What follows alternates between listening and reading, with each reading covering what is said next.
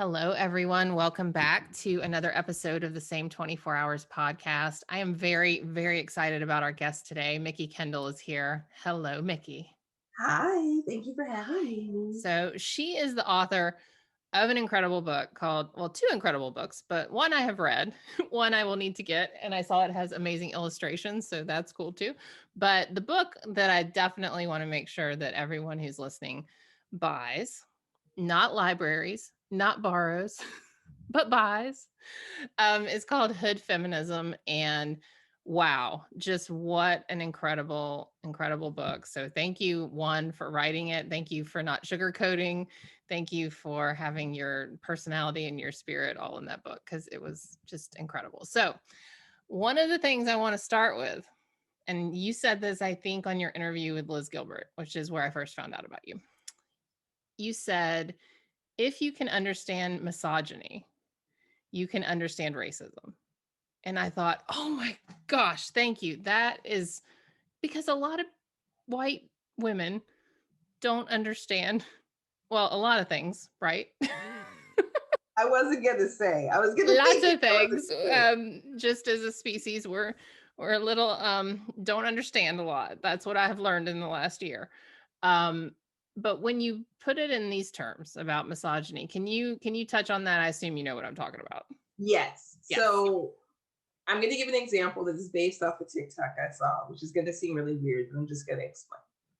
A non-binary Black person said, "I don't like when white women call me cis." Right? This is what they said. And for reasons that will remain inexplicable to me, there's been a flurry, I think it's still going on, of white women getting offended at this particular boundary, right? That's racist, and how could you say that? And we're all whatever. And I thought as I was watching it play out, it's interesting because if a white woman says, "Don't call me honey or babe or sweetie," you understand immediately that this is a normal, healthy boundary for a woman to set with total strangers who are men. So, what is happening that you can't understand this? And the answer, of course, is entitlement, but also if you can understand the concept that people discriminate against you based on your gender, you should be able to understand that people discriminate based on race. It's not like this is a massive leap, right? I know that white women sometimes will sort of push racism off onto white men. And it's true, white men do a lot of things wrong. They can't get a lot of things right. But if you understand that Uncle Bill says racist things at Thanksgiving dinner, you should understand that Aunt Susan or your friend Kate or Karen or insert name here also says racist things. And maybe, just maybe, that's a problem. And you should do a little work inside yourself to see if you're saying the same things as the people around you say, or Right. that you're enabling them by not saying anything when they say it. Right. So my audience of probably 73% white women, I would hazard a guess to. Um, so I'm so excited to talk to you because I think this is the audience to talk about this stuff with. Um, all of my white sisters out there, which I can say white sisters. See how that Mhm. works, ladies? I can say that. Um, but one of the things that I find really interesting is the reluctance for white women to sometimes say that they're a feminist, which I find is crazy to me. Like when someone will be like, "Well, I'm not a feminist," but so there's that. But then the distinction between feminism and what you write about in your book, which is I don't know how you term it, true feminism, like intersectional feminism, right? Which is across race and Identities, genders. right. Right. Right. Um, One of the things that's weird to me about that is that mainstream middle class white feminism, which is a very specific category, right? You can not all feminists, not all white feminists your way here all you want. I don't care. But it really challenges white supremacy. And it's a really peculiar thing because white supremacy is misogynistic as misogynistic can be. Like that's baked right in, right? So when I see white women who benefit from feminism and benefit particularly from things like affirmative action and gender equality laws in the workplace and all of these things that are often fought for by marginalized feminists who are not white, that it seems like they're saying, well, yeah, I get to benefit from it, but I don't want to identify with it. But I definitely want all of the perks. I definitely want to be able to have a job, be able to access childcare so that I can go to work or whatever, be able to sue so that people can't sexually harass me in the workplace. I want all of the benefits of feminism, but none of the responsibility and none of the work. I don't want to have to pay anything back or pay anything forward. It's not really how that works. Right. And part of one of the things you point out too, that traditional white feminism, I guess, I don't know if that's too broad of a term, but that's what when I was reading thought, oh, white feminism, is there seems to be this description of, hey, you're a boss babe, like let's be a CEO, or let's like make sure we're getting pay equal with our white male counterparts, but it disregards real feminist issues. Like all women's issues are women's issues. And by saying like, I want to be a CEO, that is discounting the fact that we have serious feminist women's issues in education and food and hunger. And I mean, I'm sure you can list better than I can, but how does that make you crazy? and like, you know, when you see, and I don't know, on social media, something about, you know, an argument about feminism, and you're like, oh my God, they're like, they're missing the whole point here. So one of the things drives me nuts, I'm going to call out like the boss babe rhetoric specifically, is that we talk a lot about accessing power, right? I want the power to be a CEO. I want to be president, all of these things. And that all sounds great. What are you going to do with that power? What are you using it for? Because if you just want the power so you can have more, so people like you can have more, what you're offering here isn't really equality. It's just oppression with a different person in charge. That's not better. Ooh, yeah, ouch. Right. Right? So when the conversation turns to blah, blah, blah, is not a feminist issue, right? And we're going to say, and I've had this conversation and I find it bizarre, right? Well, gun violence is an issue, but it's not a feminist issue. The bullets going into women aren't a feminist issue. How does that work, right? Hunger is an issue, but it isn't a feminist issue. So the women and their children in their communities going without food is an issue for those women, but it's not a feminist issue. Wait a minute, I thought we were talking about equality for women. I thought we were talking about access and opportunity for all women. If we're talking about those things, that's not a problem just for over there in nebulous country where you can have like your vacation, your volunteerism, right? You're going to go, you're going to volunteer, you're going to take that picture. Side note, I'm not sure what this is, but a lot of white feminist people like to get in like pictures of young black and brown children on the street somewhere. Right. And they take a picture to show how great of a person they are, and then they go home. Right? They've done really not much to help, but they took this picture and they go home. And we know it's wrong when missionaries do it. We should probably know it's wrong when other people do it though. And so you will say, well, this is a problem here. This is a problem in, you know, Africa or the Middle East or whatever. But then you skip right over it in the UK, in the US, and all of these Western countries. Unless it is something like, oh, well, there's no gender equality in tech spaces. Suddenly the voices can find themselves all over again, right?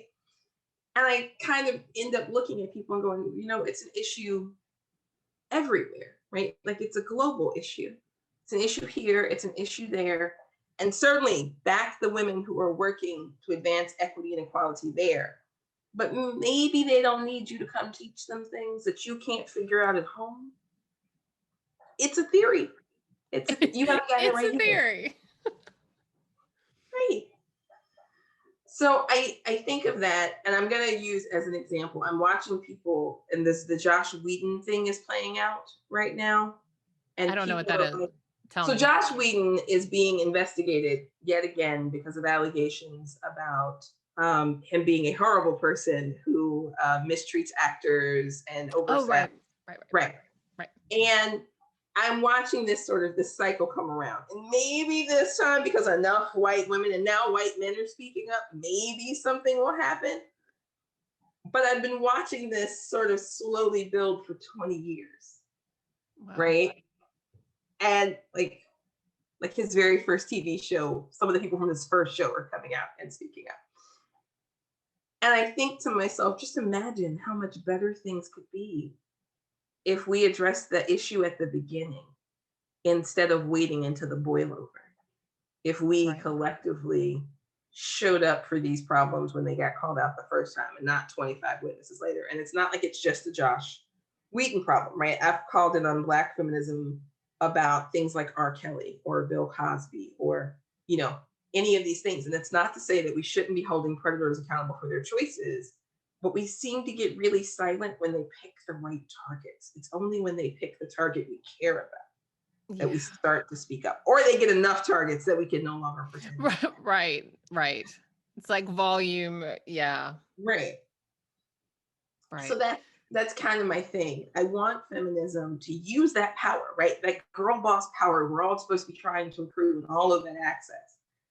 We have to use it to make things better for people who are not the girl boss, or we're just accruing power to make the same terrible things happen, but in a pretty pink bow. Right. You started the hashtag solidarity is for white women. Was that before or after you published your book? That was before. Right. So talk about that a little bit. What does that mean? How did that kind of start, put you on the map for good or not good? I don't know. I mean, good now, but right. Right. So at the time, and this another problem, and I'm not going to say his name. People can look it up. And I don't say his name not because I'm afraid of it, but because I refuse to give him any more attention. But at the time, prominent white male feminists would specifically target women of color who were also writers and sort of in that same general space, right? And he would do it to insulate specific white women from criticism. And what was bizarre about it is that he would also do things like write articles about how letting someone jizz on your face was a feminist act. So it was the emperor has no clothes of feminist performances, right? He's writing for a lot of mainstream outlets, a lot of big magazines, all of these things. And the rest of us are kind of watching the show and going, am I on drugs? How? Who's on drugs? Wait, who here is high? One of us has to be high. So he has kind of a meltdown. He starts tweeting his confession of sorts. And some of the same white feminist voices had come in to tell him to be quiet and express concern for his mental health.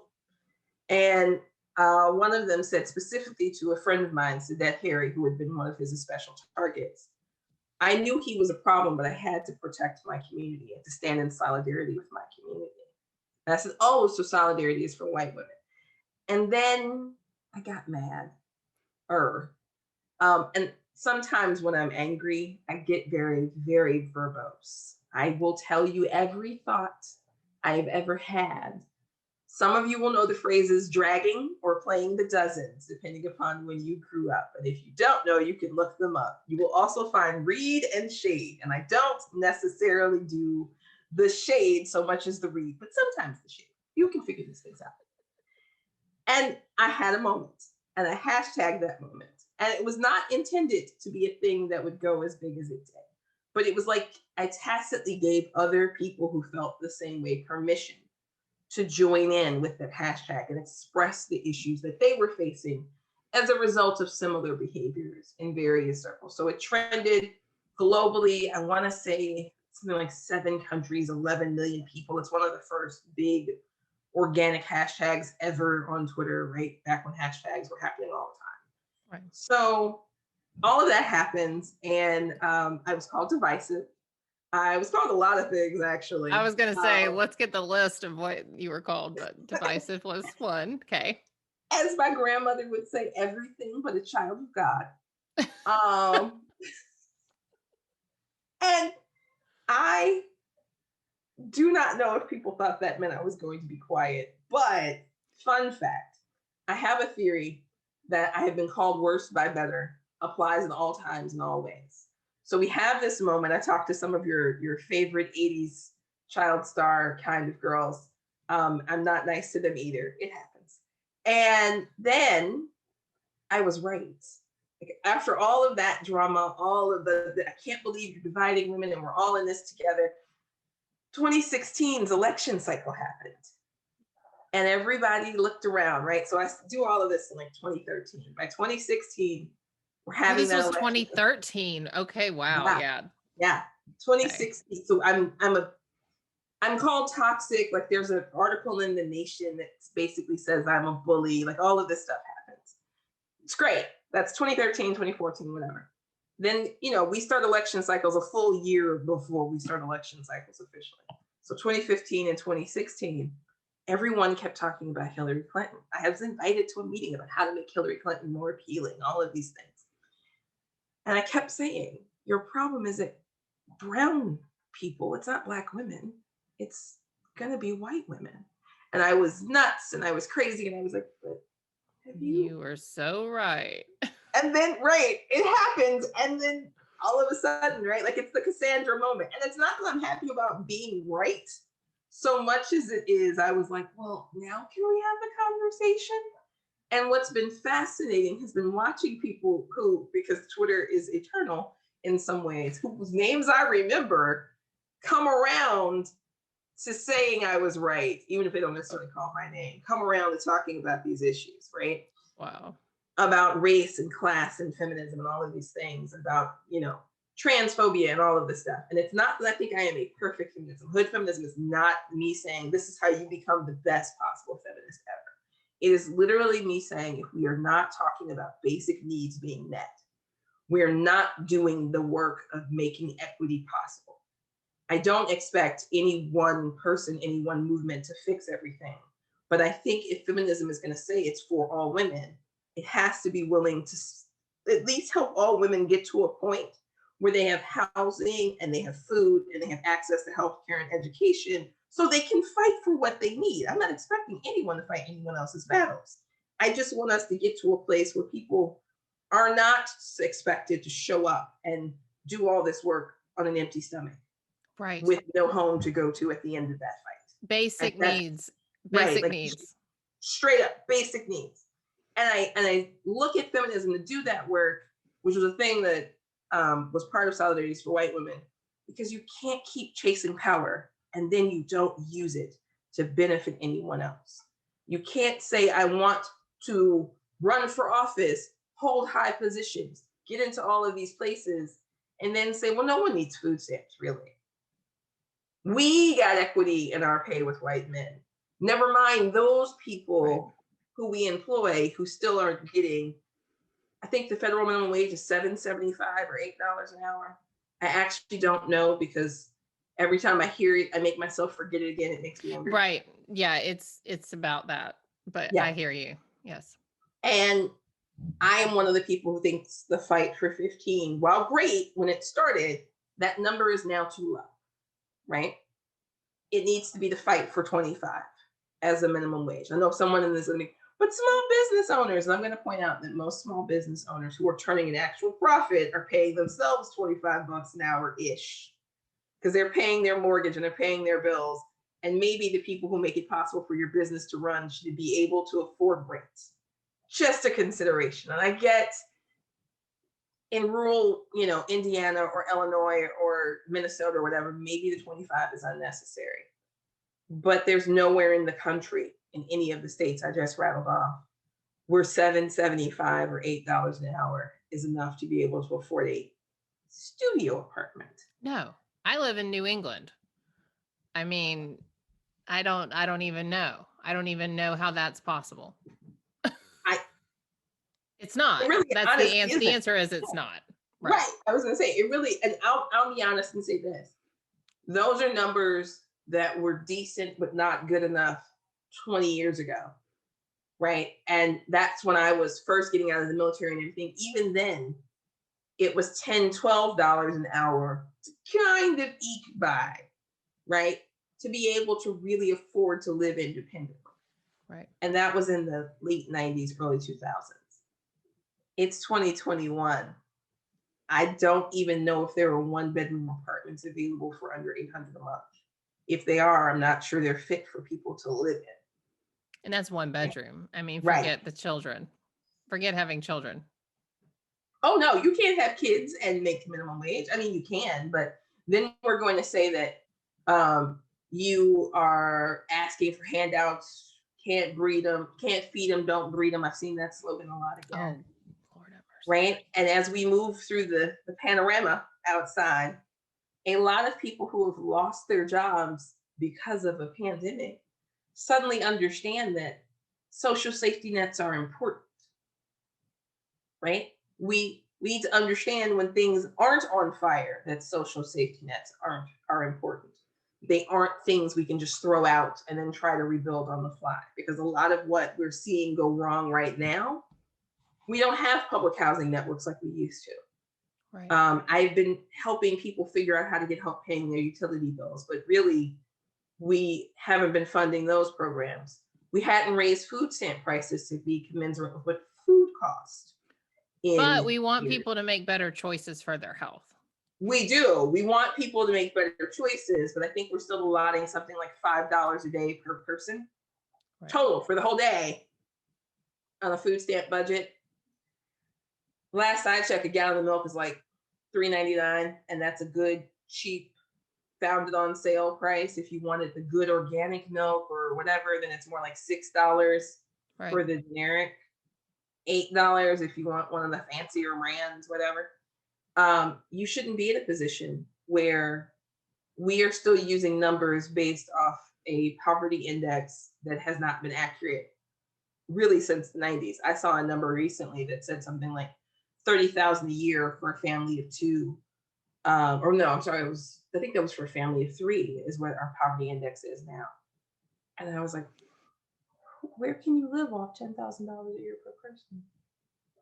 Who? How? How are we doing that? That's impossible. That's impossible everywhere. So I think that when we're talking about these things, we're going to need to look at, I know the federal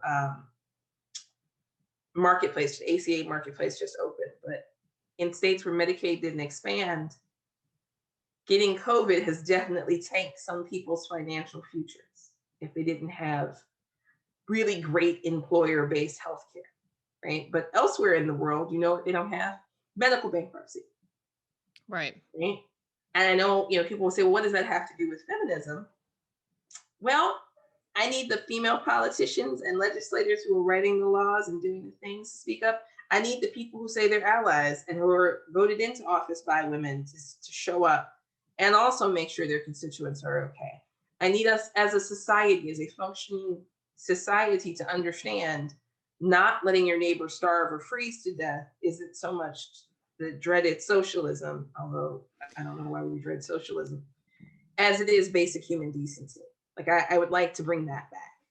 And sometimes we have to bring that back through the movements that already exist, right? We can't just say, well, Black Lives Matter is fighting for racial equality for everyone. No, everyone has to fight for racial equality. Well, that means that feminism has to fight for racial equality.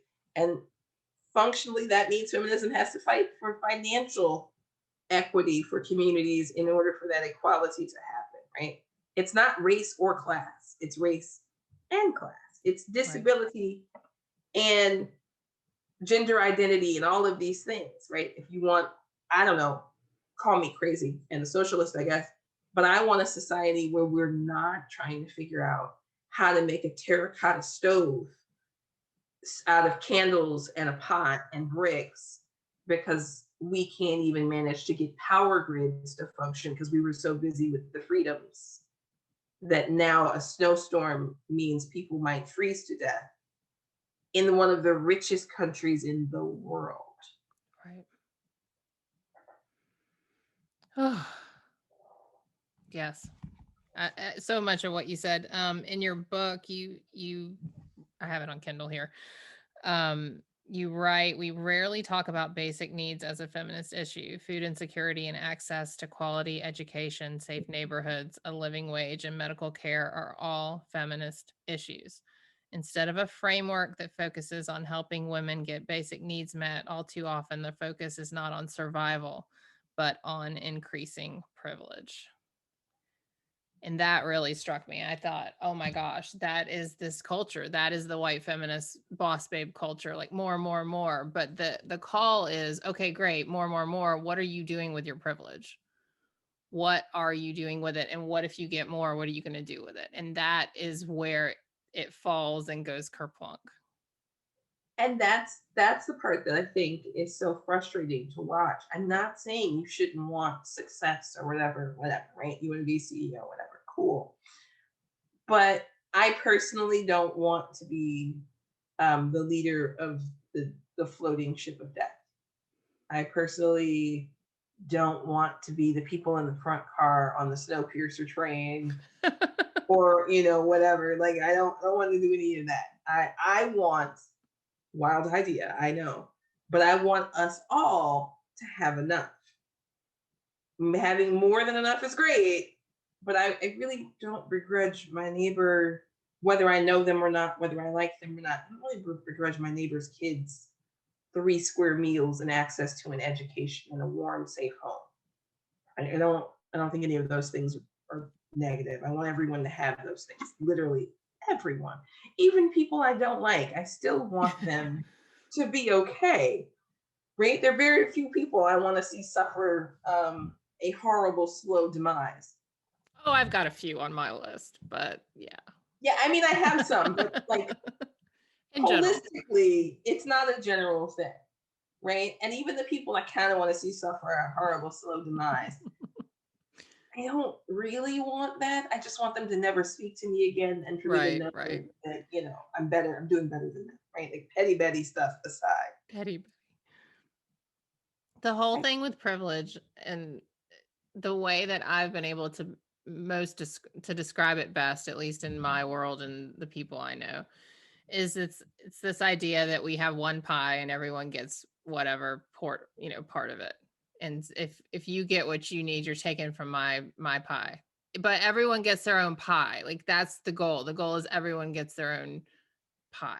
And right now we're operating off of a mindset that there's one pie. And it's weird to watch us have that mindset because it's the equivalent of looking at the apple pie and we're standing in the kitchen. There's apple trees, there's bushels of apples outside, right?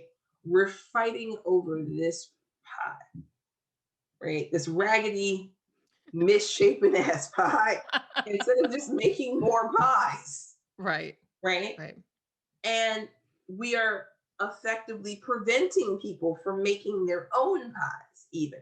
Because we're not just saying we have to fight over this one pie, we're also saying, well, how dare you, based on identity, how dare you want your own pie? How dare you want to exist and pay your bills and go forth? And I'm going to use this is one of the things I always find really bizarre.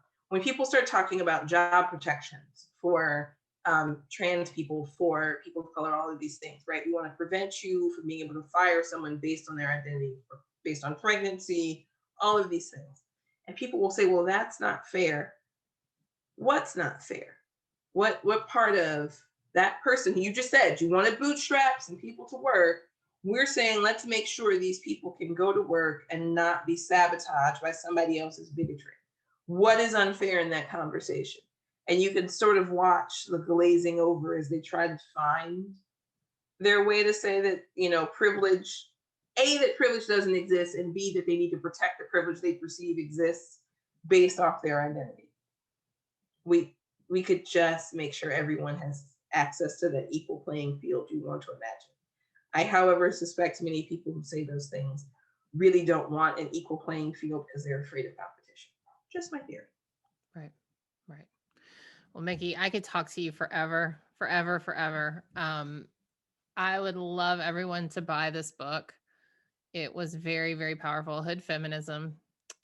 Your interview with Elizabeth Gilbert was awesome too. That was a while back. You got to go to Liz's page, or it's probably on yours too, right? Did you I put it think on? it is. Yeah. Yeah.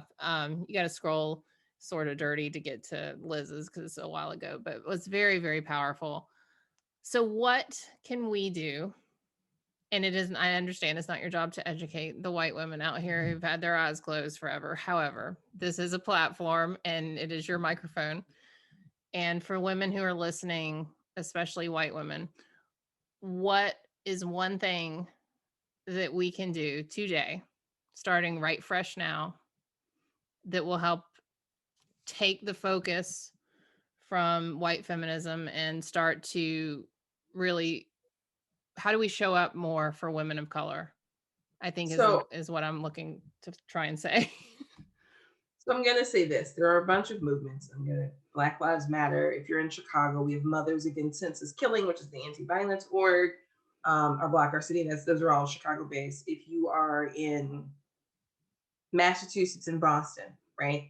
There are orgs there as well. There are orgs everywhere, honestly. You can look for your pet thing, right? And it doesn't have to be all the things. You could be advocating for better access in e-learning, or our current online learning stuff, to make sure that the poorer schools that are more likely to have people of color and their kids there have access to the tech to make at-home learning possible. You can be advocating for clean water, um, better food access, any of those things. Like, pick your poison, call your favorite or least favorite Congress critters, and push them to actually do some work, right? Not just whatever it is they're doing right now a lot of time, but like some work that helps their constituents, regardless of identity. If you are in a neighborhood that has everything it needs right now, great. I bet if you turn on your local news, open your local paper, you can find neighborhoods that do not have everything they need. And you can find groups advocating, trying to get help in those areas. And you can reach out to those groups and you can offer anything from money to time to, if you have an ability to give them greater access to either to politicians or resources, do that. Because what happens all too often is that people who have more than enough will say, well, I don't know what to do. And all I can do is throw money at it. And that doesn't feel like it's enough. And it's not, but it kind of is. Because if you don't know what to do, but you have money, money helps people who know what to do their job. Right. Right.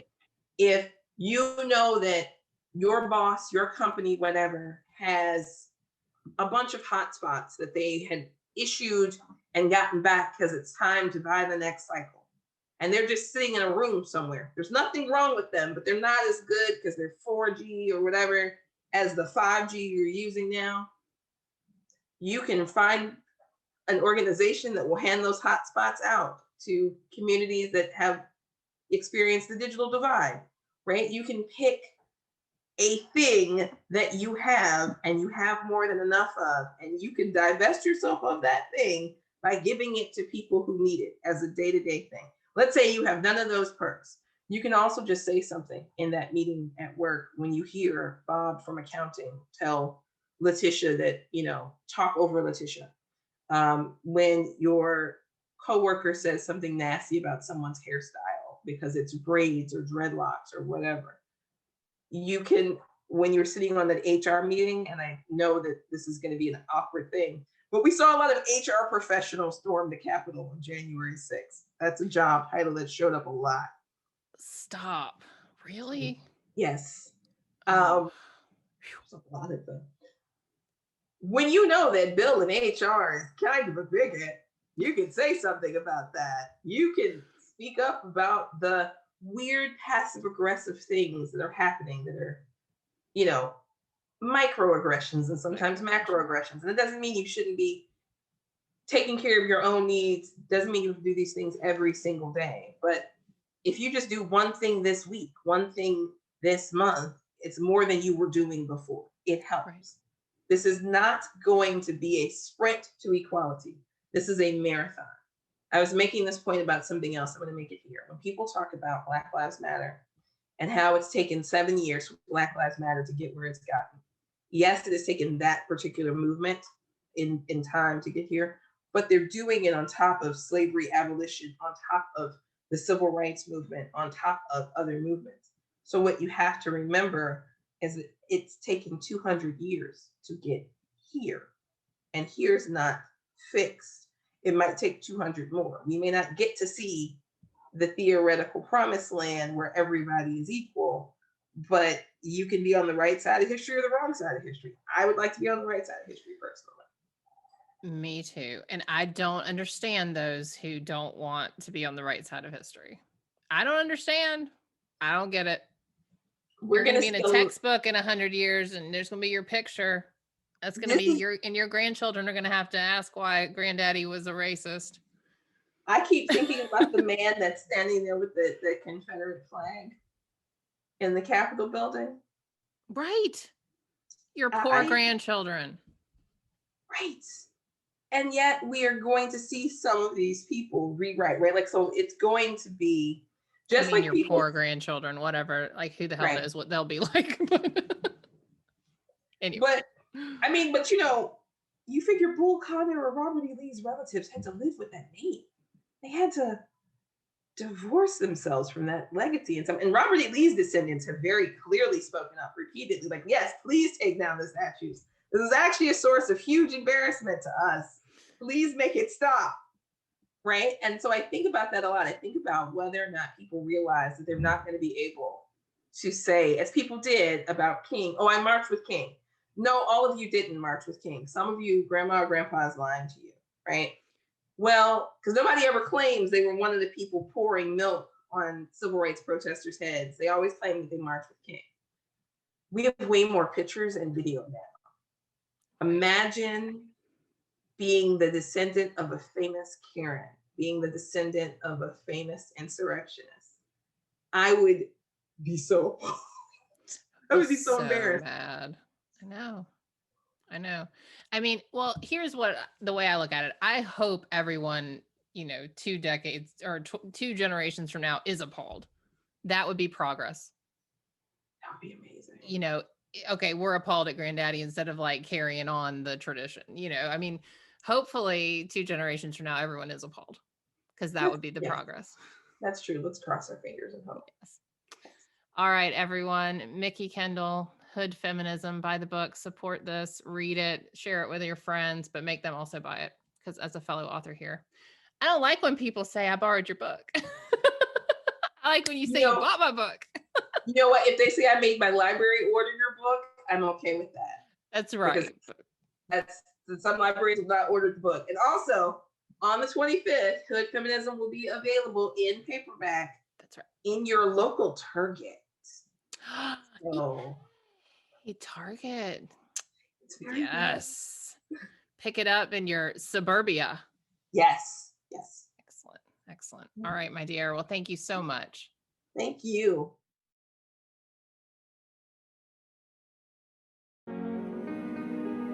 Hi, and welcome to the Same 24 Hours podcast. I'm Meredith Atwood, author of the book, The Year of No Nonsense. I'm a former attorney turned writer, speaker, and Ironman triathlete. Although right now, all I really like to do is lift weights. We all have the same 24 hours, but it's what we do in those hours that leads to our greatest health, happiness, and success. It's my goal to crack the code on a life of less nonsense so we can all make the most of our 24 hours.